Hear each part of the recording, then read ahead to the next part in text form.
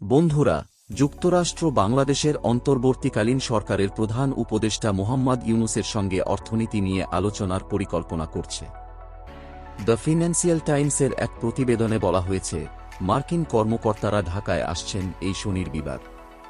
মার্কিন অর্থ দপ্তরের সহকারী সেক্রেটারি ব্রেন্ট নেইম্যান বলেছেন, যুক্তরাষ্ট্র আশাবাদী যে তারা এই আলোচনার মাধ্যমে অর্থনীতির দুর্বলতা চিহ্নিত করতে এবং ভবিষ্যৎ প্রবৃদ্ধির ভিত্তি তৈরি করতে পারবে।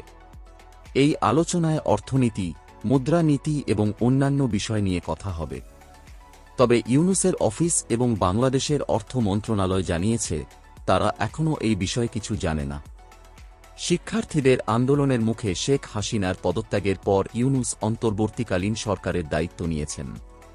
এই আলোচনা বাংলাদেশের ভবিষ্যতের জন্য কতটা গুরুত্বপূর্ণ হতে পারে জানাতে ভুলবেন না কমেন্টে। ভিডিওটি লাইক ও সাবস্ক্রাইব করুন।